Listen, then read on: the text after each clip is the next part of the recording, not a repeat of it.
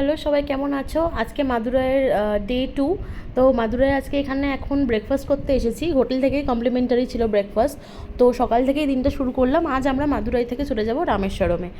তো মোটামুটি এখানে সাউথ ইন্ডিয়ান যা যা ব্রেকফাস্ট হয় সেসব নিয়ে বসেছি। অনেক অপশানস আছে, যেরকম ভাড়া, ইডলি, তারপরে একটা ভাতের মতো সিমাইয়া রাইস বলে এটাকে। তো ওসব খেলাম। খেয়ে এখান থেকে আমরা ছতলায় অ্যাকচুয়ালি ছিলাম। তো সেখান থেকে দেখো রেস্টুরেন্টটা আমাদের পাশেই ছিল একদম হোটেলে। তো ওই যে মীনাক্ষী আম্মান টেম্পলের 4টে স্তম্ভ, যে সেই 4টেই কিন্তু দেখা যাচ্ছে এখান দিয়ে। আর রেস্টুরেন্টটাও খুব সুন্দর। পুরো হোটেলটাই তো ভীষণ সুন্দর, রেস্টুরেন্টটাও খুব সুন্দর। তো এখান থেকে রামেশ্বরমে চলে যাব। রামেশ্বরমে কিন্তু আমাদের সময় লাগবে যেতে এখান থেকে 3.5 ঘন্টা।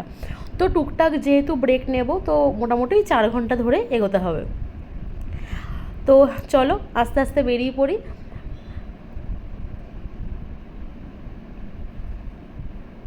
আমি আজকে একটা এমনি কোয়ার্ড সেট পরেছি আর পেছনে গোপালকেও বসিয়ে নিয়েছি, এবং জাস্ট যাত্রা শুরু। এবং এখন 10টা 10:30 মতো বাজে। পৌঁছতে পৌঁছতে প্রায় দুটোর কাছাকাছি।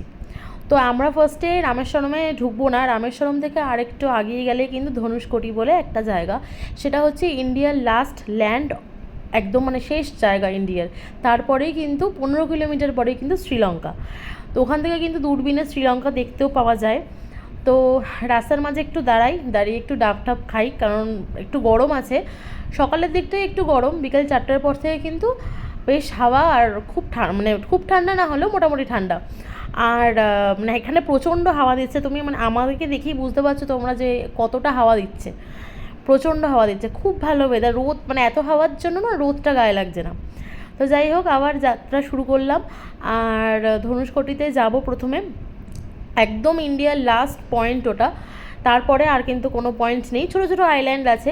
আর সেখান থেকে কিন্তু ভগবান শ্রীরাম যাত্রা শুরু করেছিলেন শ্রীলঙ্কার উদ্দেশ্যে। তো এখান থেকেই রাম সেতু আছে বলে সবার ধারণা। এবং ধনুষকোটি সম্বন্ধে আরেকটাও ইনফরমেশন তোমাদের দিয়ে রাখি। সেটা হচ্ছে 1964 সালের 22শে ডিসেম্বর ধনুষকোটিতে একটা ভয়াবহ সুনামি হয়, এবং শ্রীলঙ্কাও এফেক্টেড হয়, ধনুষকোটিও হয়। এবং ধনুষকোটিতে বলা হয় যে 1800 লোকের ওপরে লোক মারা যায়, এবং সেখানে যে গ্রামটা ছিল পুরোপুরি জলের তলায় চলে যায়। সেই গ্রামেরও কিছু ধ্বংসাবশেষ ওখানে এখনও পড়ে আছে। আমি চেষ্টা করব সেটাও দেখানোর। আর মানে এটা খুবই, যেহেতু ধনুষকোটি সম্বন্ধে অনেকেই জেনে থাকবে যে এটাকে না ভৌতিক জায়গা বলে এখন আখ্যা দেওয়া হয়, সেহেতু সন্ধ্যার পরে কিন্তু আর কাউকে এখানে আসতে দেওয়া হয় না, বা কোনো গাড়ি কোনো মানুষ কাউকেই নয়। তো আমরা এখান থেকে যেহেতু মাদুরাই থেকে রামেশ্বরম যাচ্ছি, তো রামেশ্বরমে যাওয়ার জন্য, রামেশ্বরম যেহেতু মেইন ল্যান্ডের মধ্যে না, একটা আইল্যান্ড, তাই পুরো মেইন ল্যান্ডের সাথে রামেশ্বরম একটা আইল্যান্ড যেহেতু, তো একটা ব্রিজ দিয়ে কানেক্টেড। সেই ব্রিজটাকে কিন্তু পাম্বান ব্রিজ বলে। এবং সেই ব্রিজটা এতদিন শুধুমাত্রই ছবিতে বা ভিডিওতে দেখে এসেছি। এই এখন আজ মানে বলতে গেলে চোখ সার্থক, আজকে চোখের সামনে দেখতে পাচ্ছি। এবং যেদিকে তাকানো যায় শুধুই সমুদ্র, সমুদ্র ছাড়া আর কিচ্ছু নেই। মাঝখান দিয়ে ব্রিজের ওই পারে রামেশ্বরম, আর এই পারে মেইনল্যান্ড ইন্ডিয়ার। এই যে সেই রেলওয়ে ট্র্যাক, যেখান দিয়ে ট্রেন কিন্তু ধনুষকোটি অবধি যেত আগে, এবং সেই ট্রেনও কিন্তু সেই সুনামি কবলে পুরোপুরি জলের তলায় চলে যায়, এবং ট্রেনের যারা যাত্রীরা ছিলেন তারাও কিন্তু একেবারে জলের তলায় চলে যায়। প্রায় 1800-র ওপরে লোক মারা যান। এবং সেই ঢেউয়ের উচ্চতা ছিল, সবাই অনুমান করে যে প্রায় 8তলা বিল্ডিংয়ের সমান, 23 ফুটের কাছাকাছি, অনেকটা বড়।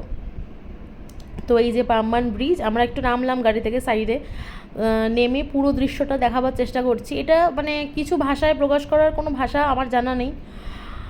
প্রচণ্ড সুন্দর, মানে অদ্ভুত দৃশ্য। এই দৃশ্যটাকে শুধুই চোখ উপভোগ করা যায়, এটাকে নিয়ে কিছু বলার ক্ষমতা আমার নেই।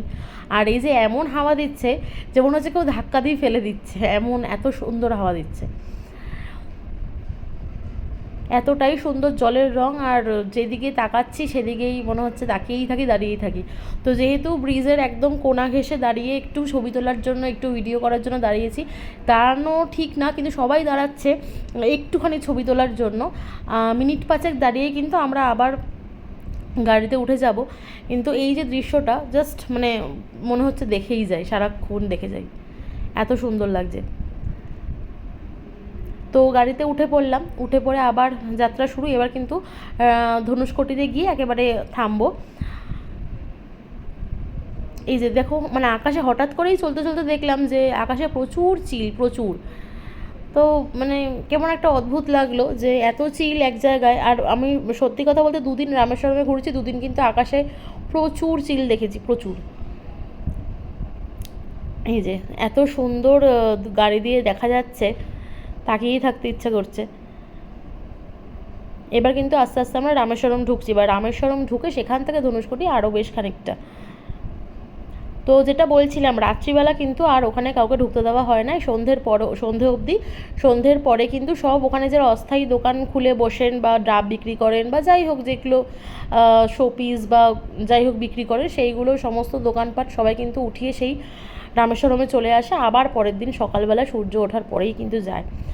এটাই ওখানে হয়ে আসছে, মানে ওই সুনামির পর থেকে তাদের ধারণা সেখানে কিছু একটা ভৌতিক বা হয়, যার জন্য তারা মানে কেউই যেতে চান না।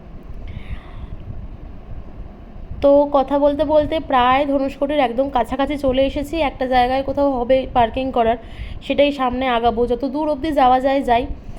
আর গাড়ির ম্যাপেও এখন দেখা যাচ্ছে দুদিকে সমুদ্র, আর স্থলভাগ কিন্তু একদম সরু হয়ে এসছে, ওই শেষ স্থলভাগ ইন্ডিয়ার, এবং তারপরেই শ্রীলঙ্কা। এখান থেকে শ্রীলঙ্কা কিন্তু আর মাত্র জলপথে 15 কিলোমিটার দেখাচ্ছে। তো চলো, গাড়ি পার্কিংয়ে কোথাও না কোথাও একটা জায়গা নিশ্চয়ই পাবো। এই যে পার্কিং করেছি এখানটাতেই, পার্কিং করার পর এবার একটু হেঁটে চারপাশটা দেখবো। এখানে অস্থায়ী ছোটো ছোটো কিছু দোকান আছে, খাবার দাবার যদি কেউ আনতে চাও তো আমার মনে হয় ক্যারি করাই ভালো, কারণ অনেক দোকানপাট কিন্তু মানে খাওয়া দাওয়ার অনেক দোকান আছে বলে এরকম নয়, শুধু ডাব বা হালকা খাবারের এরকম দোকান আছে, অনেক কিছু খাবার কিন্তু এখানে পাওয়া যাবে না, যেহেতু এই সব দোকানগুলো অস্থায়ী সেই কারণে। তো দিগন্ত বিস্তৃত সমুদ্র, এবং দেখতে দেখতে ভাবলাম একটু ভিডিও করি। দেখতে দেখতে ভিডিও করার কথাও মনে থাকছিল না, এতটা সুন্দর। আর এই সমুদ্রে কিন্তু স্নান করা একেবারেই নিষেধ। লাল রঙের একটা পতাকা সবসময় দেওয়া আছে, কারণ এই সমুদ্রটা কীরকম যে স্লোপ টাইপের, মানে একটু ঢালু। তো যদি কেউ যাওয়া হয়, এই যে পতাকাটা দেওয়া আছে, যদি কেউ যায় তো একেবারে কিন্তু গভীরতাটা মানে অনেকটা সামনেই গভীর জিনিসটা। তো যদি কেউ মানে বাই চান্স ঢেউয়ের ধাক্কায় পড়ে যায়, সে কিন্তু তলিয়ে যেতে পারে। সেই কারণে কিন্তু নিষেধ, একেবারে নিষেধ, জলে নামা যাবেই না এখানটায়। কেউ স্নান করছে না, সবাই, পুলিশও প্রচণ্ডভাবে বাঁশি বাজাচ্ছে এবং বিভিন্নভাবে বারণ করছে যাতে কেউ না নামে।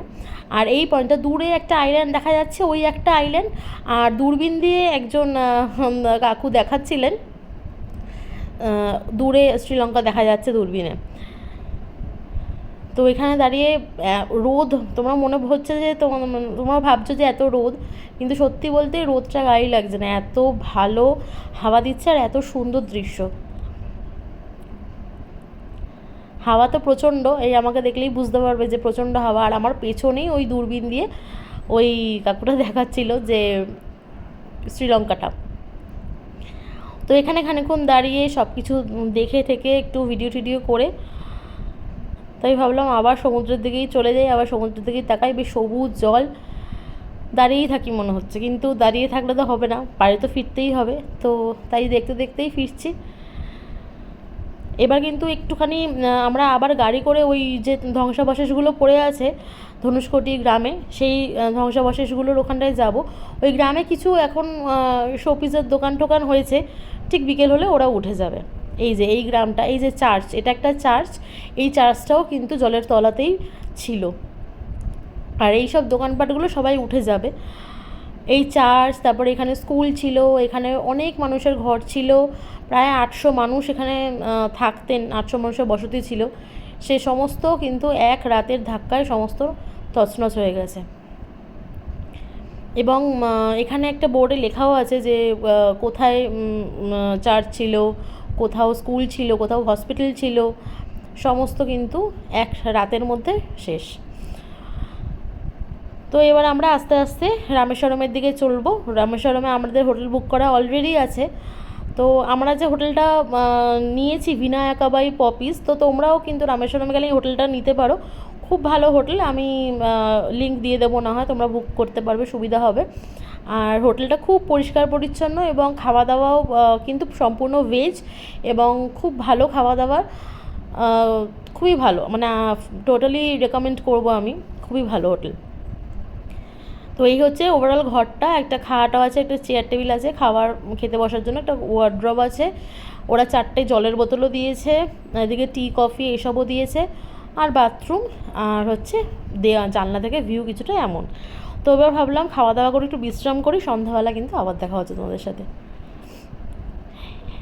রেডি হয়ে গেছি, রেডি হয়ে ভাবলাম একটু আশপাশটা ঘুরে আসি। রামেশ্বরম যেহেতু ছোট্ট একটা আইল্যান্ড, সেহেতু কিন্তু অনেক ঘোরার কোনো জায়গা নেই এখানে। খুব হেঁটে হেঁটে হয়তো একটা দুটো জায়গা, মানে একটা দুটো দিক গেলেই পুরো রামেশ্বরম হয়তো ঘোরা হয়ে যাবে। মানে পুরো 1.5 ঘন্টায় আমরা রামেশ্বরমের কিন্তু এ মাথা ও মাথা ঘুরে ফেলেছি এমন আর কি, অটো করে। তো এবার এই সন্ধ্যাবেলায় একটু হাঁটছি যে কোথায় কী আছে দেখি। তো দেখলাম সামনেই আমাদের মানে সবার বলতে পারি আইডল ডক্টর এপিজে আব্দুল কালামের বাড়ি। তো ওনার বাড়িটা দেখে জাস্ট থমকে গেলাম। আমরা জেনেই এসেছিলাম যে এখানে, তো আমাদের হোটেল থেকে যে এতটা কাছে হবে ভাবিনি। তো এখানে মিউজিয়ামও আছে, বাট ওটায় কিন্তু মোবাইল নিয়ে অ্যালাউড না, তাই আমরা বাইরে থেকে ছবিটা তুলেছি। আর এখানে কোনো একটা ফাংশন আছে, এখানে কিন্তু সামনেই রামানাথা স্বামী টেম্পল, যেই টেম্পল কিন্তু 4 ধামের এক ধাম।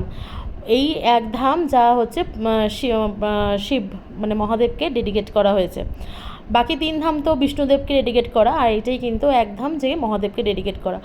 আর এই রামেশ্বরমের আমরা কিন্তু আগামীকাল, মানে আগামী যে ব্লগটা আমি দেব, সেই ব্লগটায় কিন্তু আমি রামেশ্বরম মন্দিরের ভেতরটা যতটা সম্ভব দেখানোর চেষ্টা করবো, কারণ পুরোটা অবধি মোবাইল অ্যালাউড না, যতটা অবধি অ্যালাউ হবে আমি দেখাবো। এই যে ভেতরটা কিছুটা এমন, তোমরা জানোই যে ওয়ার্ল্ডের সবথেকে বড় বারান্দা কিন্তু এটাই, শিব ঠাকুরের বারান্দা। তো এটাই রামনাথ স্বামী টেম্পল, এবং এর হিস্ট্রিও কিন্তু বলবো আমি কালকে পুজো দেবো এবং সব হিস্ট্রিও বলবো। তো এখন হোটেলে ফিরে এলাম, রাত্রেবেলা খেয়ে দিয়ে শোবো এবং কালকে সকালে কিন্তু পুজো দেবো। তারপর তোমাদের সাথে আবার দেখা হবে। টাটা, ভালো থেকো সবাই।